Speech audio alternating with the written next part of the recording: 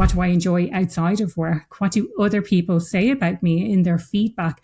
All of these things can help to paint a picture about what your strengths actually are. One environment that was just toxic, and then the other one was toxic for you. And what that speaks to me is values alignment. Like the toxic for me is probably like, this is a complete values misalignment. The difficulty becomes matching people with specific roles. Who wants to work in a toxic environment? I don't think anyone does. No. Toxic work environments exist.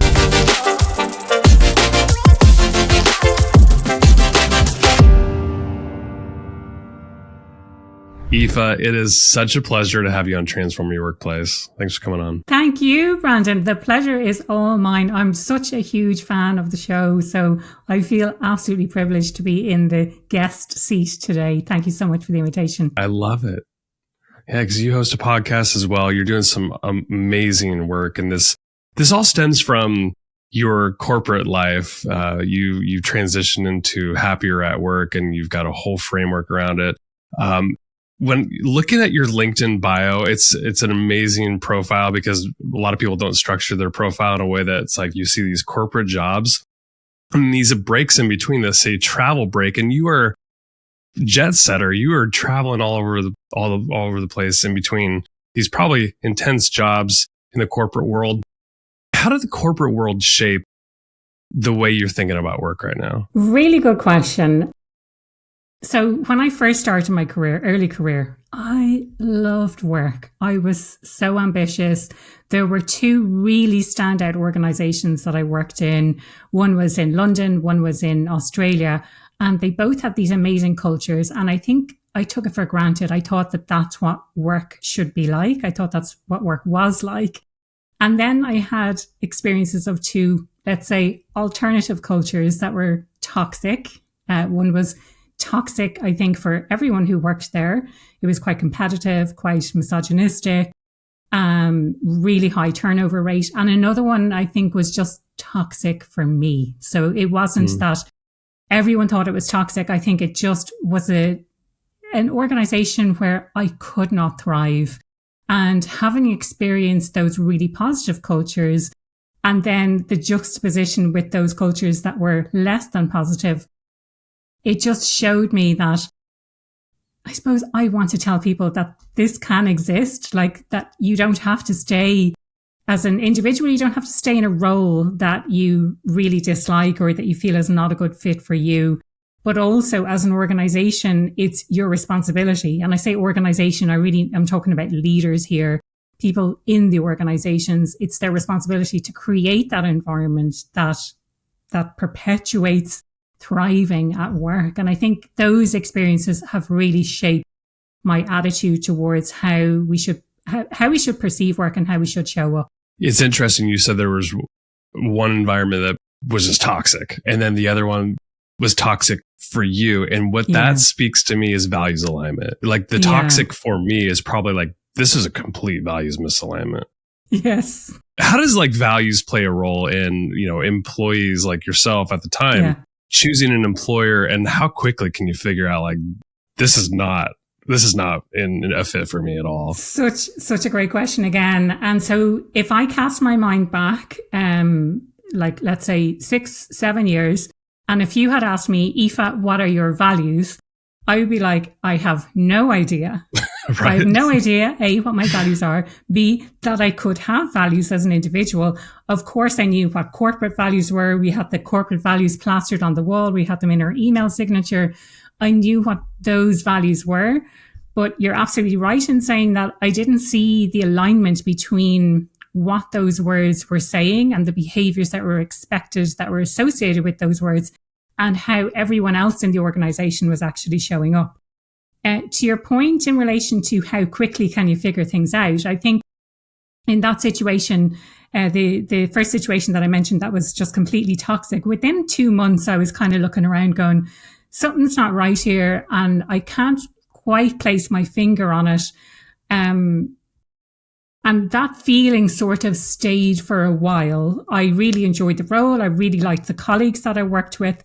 And I think just after a period of time, I was like, I'm not going to stay here. I can't stay in this environment. It's really toxic. And because I was working abroad, because I had traveled and I was living abroad, my sense was that they thought, well, she won't leave because we've sponsored her. So much like if I was working in the US, I would have to be sponsored to work there. But they probably thought, well, she's not going to leave because she's sponsored. But wow. I value myself more it's than we've got you trapped. The basically. golden handcuffs, they call that. Yeah, that's frustrating.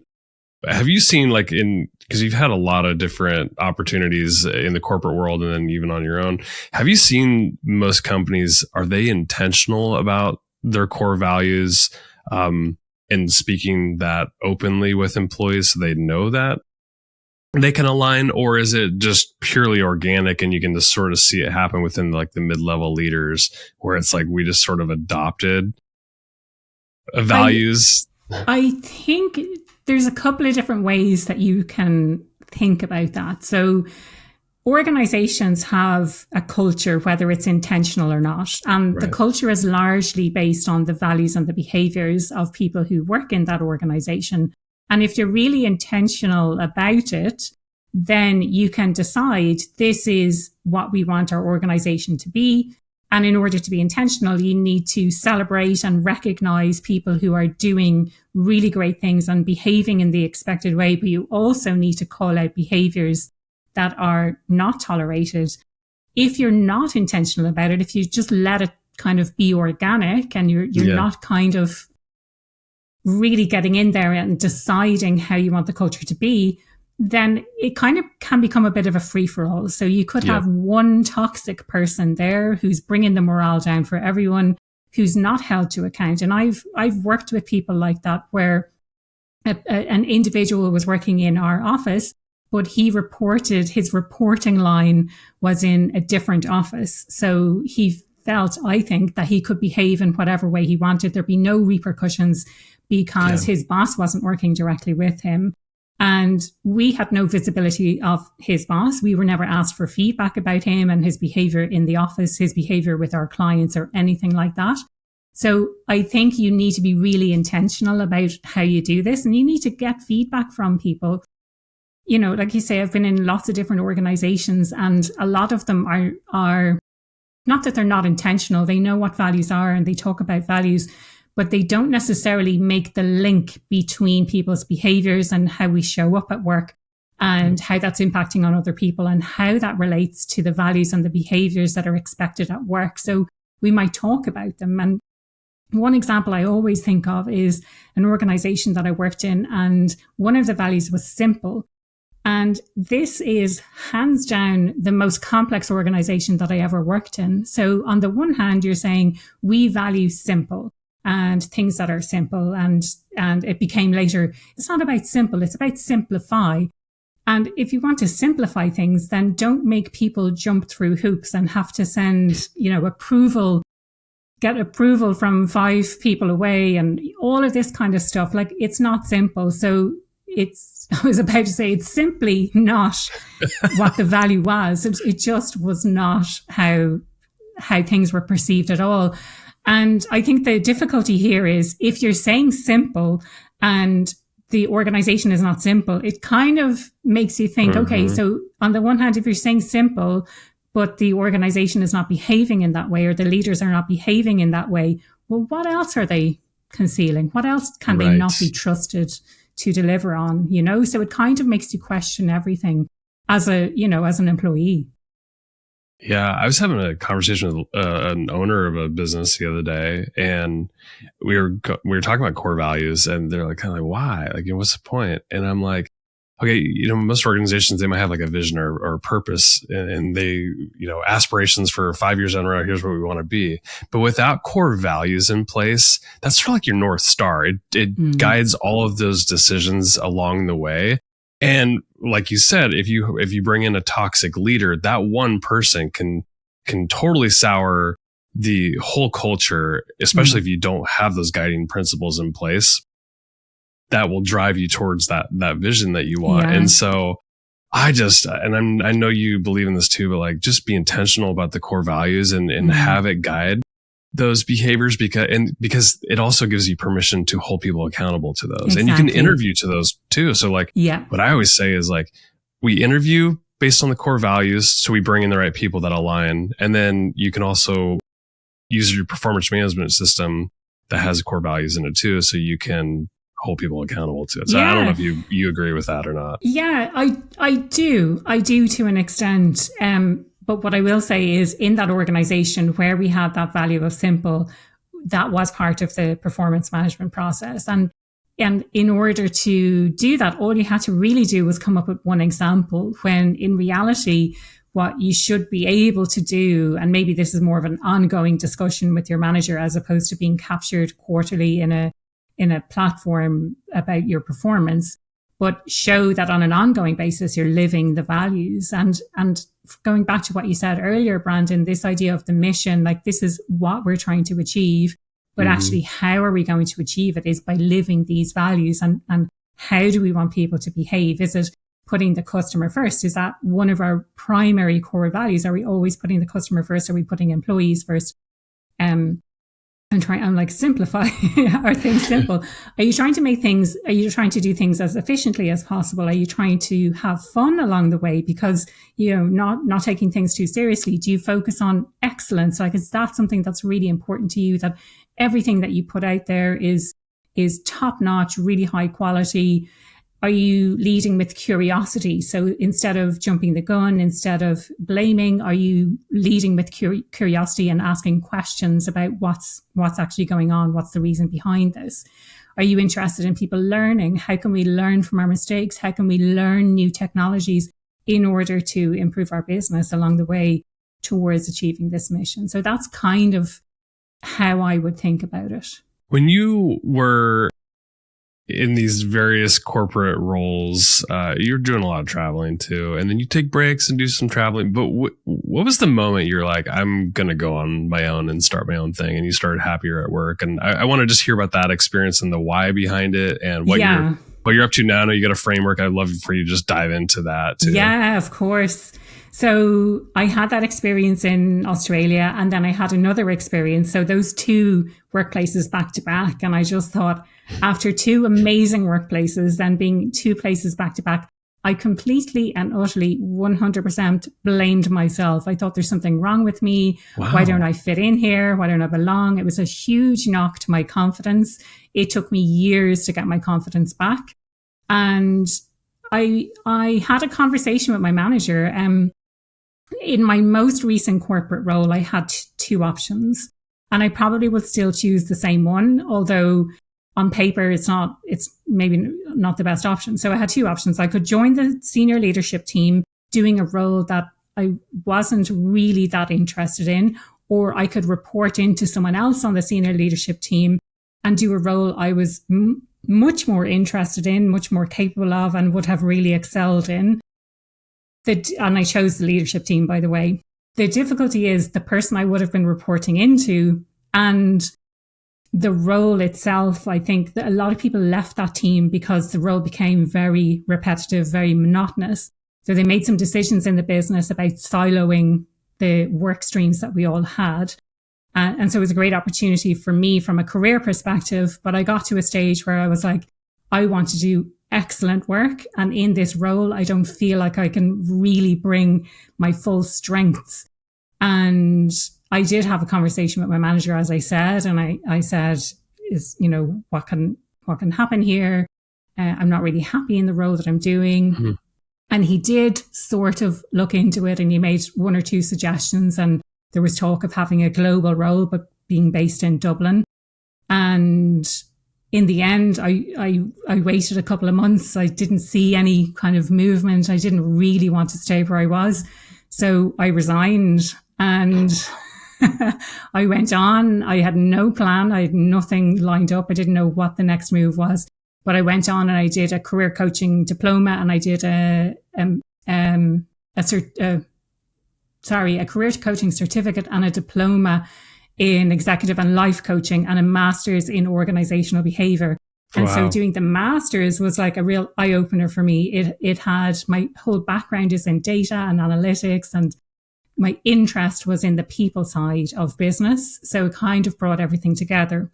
Mm-hmm. And when I started asking questions of the lecturers, like, this is what happened to me at work, what happened? What do you think that means? And one lecturer said to me, have you thought about this idea of fit and what it means to fit in at work? So I became obsessed with this idea of fit. What does it mean? And I know people use it in different terms, and it's like, it's not culture fit, it's culture add, and all of this kind of stuff. But I used that whole concept to devise my Happier at Work framework, as you mentioned. So the first pillar is values. We've talked quite a bit about values. The second one then, and again, if you had asked me a number of years ago, Aoife, what are your needs at work? I'd be like, I have no needs. I don't know what my needs are. Right. So the second one is needs, or I'm kind of changing that language around to drivers, like what drives you at work. And I think a way to recognize where your needs are not being met is when you feel really frustrated. Now, we have three universal needs. Everyone has these needs. And we have unique needs that are unique to us. So the three universal ones are autonomy, relatedness, and competence. Autonomy being a sense of choice and control over what you do and how you do it. Relatedness, a sense of belonging, that you kind of fit in with the people that you're working with. But also, I always like to think of it as the connection between what you do and the impact that you're having on those around you, be that the end client, your colleagues, and the impact that you're having through the work that you're doing, so that your work is actually important and it's meaningful. And then competence is feeling capable of doing the work. And if we take the two examples of autonomy and competence, I like to think, and again, this comes from research, but I didn't necessarily include it in my dissertation, but it's about getting the balance right. So I'm sure people listening have had the experience of a micromanager. I know certainly I have. And when I talk to people about it, you're nodding your head there, Brandon, you get it. Yeah, absolutely. So having a micromanager means you don't have the autonomy. You don't have the freedom to do what you want, how you would like to do it, all of that kind of thing. So that's one extreme end. But the other extreme end is when you lack guidance or direction. And if you've ever had a laissez-faire manager who just leaves you to it, who doesn't tell you what needs to be done, who doesn't set clear priorities, who kind of leaves you to figure things out, it's not as detrimental as having a micromanager, but it's still pretty bad. And you're kind of left floundering going, I need to spend time figuring out what it is I need to do here. And so that's also bad. And then on the competence piece, you can have too much competence where you feel, I could do this job with my eyes closed. That's not good. You don't feel challenged enough. And then on the other side, you could feel, I'm in over my head here. I have no idea what I'm doing. Right. And being totally feeling like an imposter. So that's that wraps up the needs or the drivers piece. So I won't go into individual needs because we could be here all day talking about individual needs. But notice where you're frustrated at work. That's a really clear sign. Oh, my boss keeps telling me what to do, and all of this kind of, it all ties in with your needs or your drivers at work. The third pillar then is about our strengths. And again, this is not something I knew, and probably each individual person has a vague idea of what their strengths are, but it's certainly not something we ever spoke about when I worked in corporate. So to me, it's about knowing what those strengths are, having other people recognize your strengths. So do they know what your strengths are and what you bring to the table? What are your unique strengths? And do other people empower you to use your strengths as well? So you could be spending most of your time actually not working in your area of strength. And I've recently read the Big Leap, and I'm kind of becoming aware of this idea of the zone of genius versus the zone of incompetence. Like you could be spending a lot of your day not working in your zone of genius. That's also not good for business. It's not good for you because you don't feel gratified by the work that you're doing, and it's challenging and it's stretching you. But equally, from the business perspective, they could be deploying you in a much different way to get better results. Right. So that's the strengths pillar. And then everything needs to be underpinned by psychological safety. And that means that you feel free to speak up, to challenge what's going on. And it's the underpinning, because if you see someone who's behaving in a way that's not in alignment with the values, who are you going to say that to? Do you just kind of brush it under the carpet? Do you not say it to anyone? if you see an opportunity for someone to use their strengths more, if you're in a safe environment, it's okay to speak up and to share that. And then everything is overpinned by leadership. So having the right leaders in place, do those leaders know what the pillars are? Are they able to execute on the pillars? And do they actually want to be there? Do they want to develop people? In my book, I kind of go into the different options, and I talk about this on the podcast a lot as well. Like, there seems to be this path where people think I have to become a people manager in order to progress my career. Yeah. And I suppose I'm here to challenge that and say, how can we create roles that are more senior, that require more responsibility, but don't necessarily have that people management? Because not everyone is an effective leader. Not everyone wants to manage people. So how do we address that as well? So that's the framework, the 3 pillars: values, needs, and strengths, and then underpinned by psychological safety and overpinned by leadership. Yeah, I like the underpinning of the psychological safety. Seems like a big one. Like, if that doesn't exist, then everything else is like off kilter, and it probably doesn't matter. It's like the foundation, really, isn't it? Yeah. Yeah, absolutely. Yeah. I imagine for leaders, the job is pretty hard to figure out. For one, are those needs in alignment? Like, are they off balance? If any of those are off balance, then people are probably likely to leave or be unhappy in their roles. And then the strengths piece is pretty tough too. It's like, are they in the right seat on the bus, essentially? And like, how, in your opinion, or in your experience, have you done any assessments or deep work into figuring out like what strengths people have and then how to put them in the right roles? Seems like that's a tough job. The tough thing is putting people in the right roles. I'm doing some work with the help of AI. I'm doing some work for myself first, so I can see how this stuff works. And actually, at the time of recording just today, I've done some stuff for myself saying, okay, so if I want to build this out as a platform, here are my values, here are my needs, here are my strengths, here's my career history, here are my career aspirations, here's my likes, my dislikes, my motivators, all of that stuff. And I fed it into AI, and it didn't come out with just one thing. And I was kind of thinking maybe it will come out with just one thing. It came out with a list of different options based on my preferences. And I was really pleasantly surprised by what it said. It was like based on your skills. And there's another great tool called Sparky Type, which I use, I'm not sure if you've heard of Sparky Type. Mm-mm. And from the Sparky Type, I'm a problem solver. I love to get in and solve problems. I love to gather knowledge to solve problems. That's who I am. That's what I do. And from everything, it was like, oh, you should be working in a consulting firm, Big Four consulting, maybe a smaller consulting firm, or be an independent consultant. For sharing knowledge, you should be a speaker, you should be an author, so everything that it said, it was like, yep, yeah, I would definitely do that. I would definitely do that. I would definitely do that. And in terms of the interests as well around HR and HR technology, it just hit the nail on the absolute head.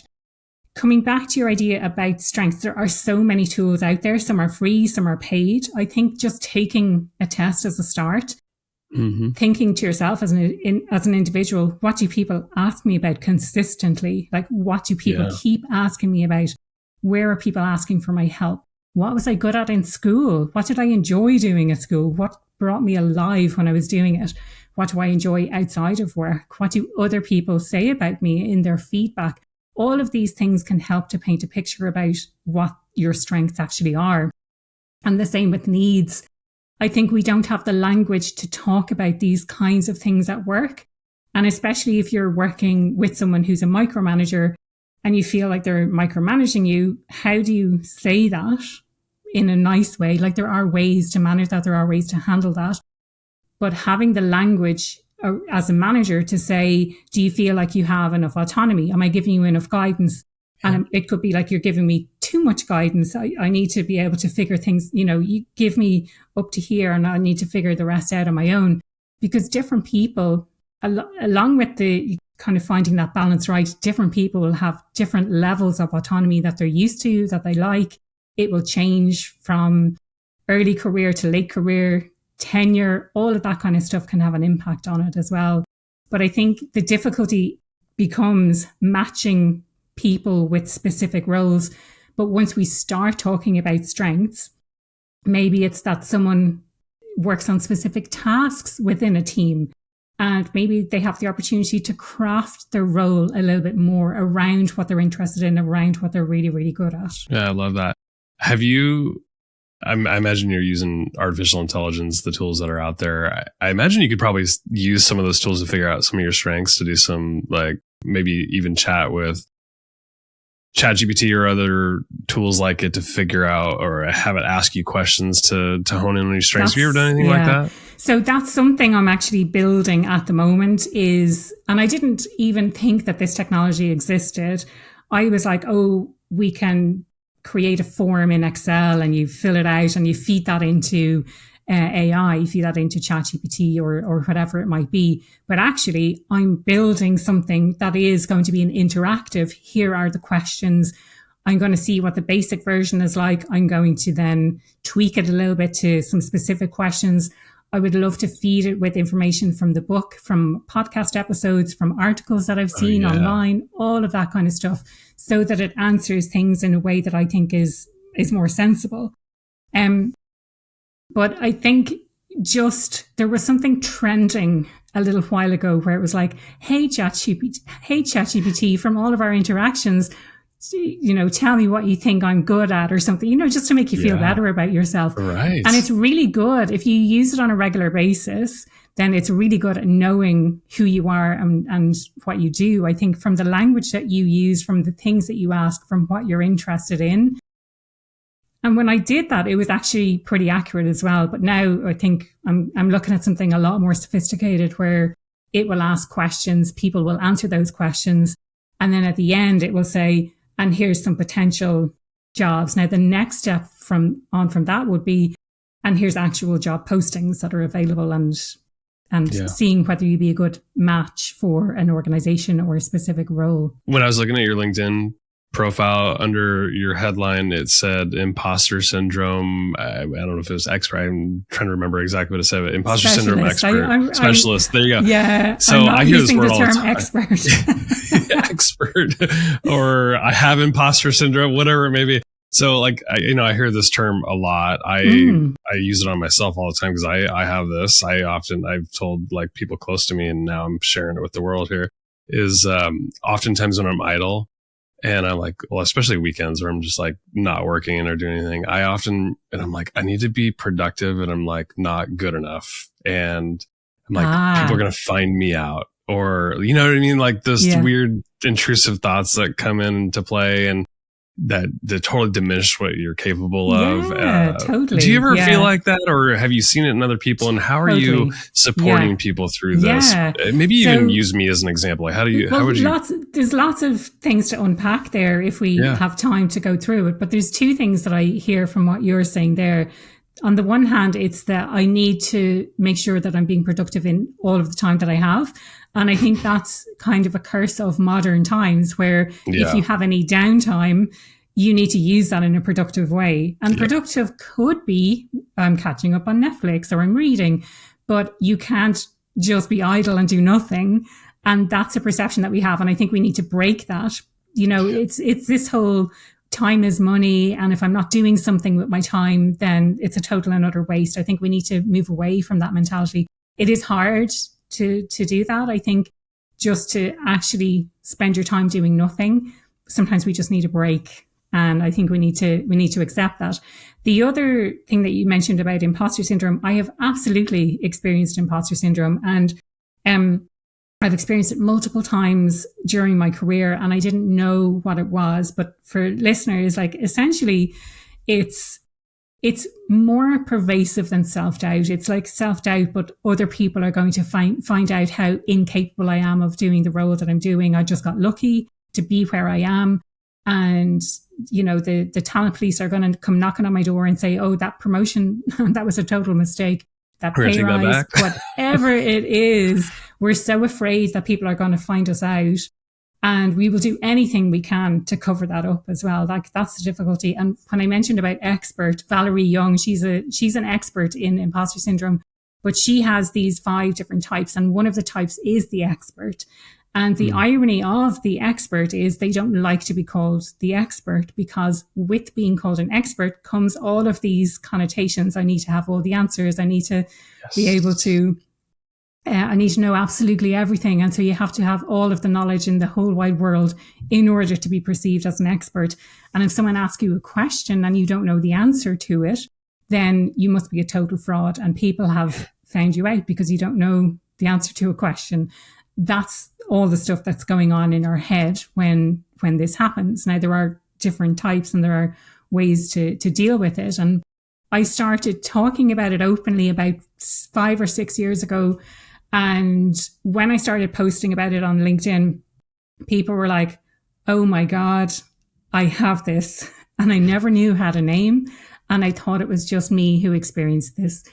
And you know, people were reaching out to me in the DMs. There were men as well, which I was, I was like, men don't get this. What are you talking about? So many men in the DMs and the comments. Oh my God, I've had this my whole life. I thought it was just me. I can't believe it. And so when I started talking about this and I started speaking about this, and I created a program around it as well called Imposter to Empowered. And it's really about identifying, first of all, where it shows up, acknowledging that it is a thing and it's causing an issue, building back up your self-belief. So what are the beliefs that you have about yourself and how do you build up those beliefs again? And then the awareness, I suppose, as well, that when we're taking action from the outside, other people think, wow, that's really brave. You're so courageous. I can't believe you're doing that. That's amazing. You're so confident. On the inside, we feel completely different. We feel out of our depth. We feel, I don't know what I'm doing. People are going to find us out. And I think if we realize this, that when other people take action, they don't feel confident necessarily. But by taking those small actions, we can build up our confidence to take bigger and bigger actions. It all starts with the small actions, that if you're courageous enough to take those small actions, and from the outside it looks like, wow, you're really brave, but actually on the inside you could be terrified.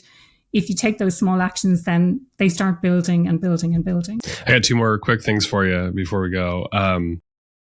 You mentioned your book several times. This isn't out yet, right? You're still working on it. No, it's not even. I haven't even finished writing it. Tell us a little bit more about the book. We've probably covered some of the stuff in it, but do you have a title? Like what can we expect in this book? We have a working title. So I'm planning to call it Thriving Talent. And it's based on the Happier at Work framework, which we talked about. So I go into much deeper dive into each of the different areas. And I have to say, I've loved the process of writing the book because it's kind of forced me to explore in much more granular detail all of the different aspects of the Happier at Work framework. What works? What additional things do we need? What else can be addressed here? Is there any gaps in it? Maybe, like I haven't covered career stuff in the Happier at Work framework. Is there a place for that? Or is that something that's completely separate? Imposter syndrome, I sort of touch on, but again, I think I would probably do a completely separate book just about imposter syndrome because it's that big of a thing, both in my business and also in the world. Like it's a huge and separate topic. So it covers the framework.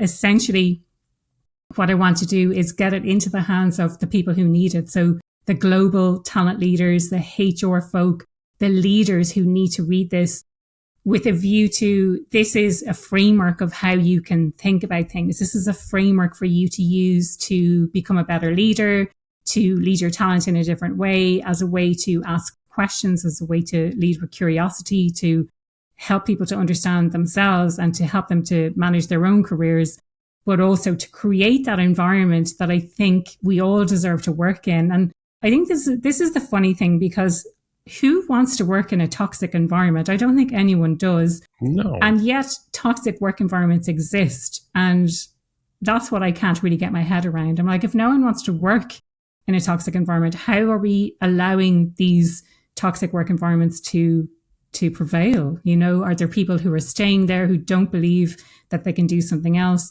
Is it an us and them thing where, like, I'm on the us now, so I don't mind about them because I'm in the group that has the power. I'm a decision maker.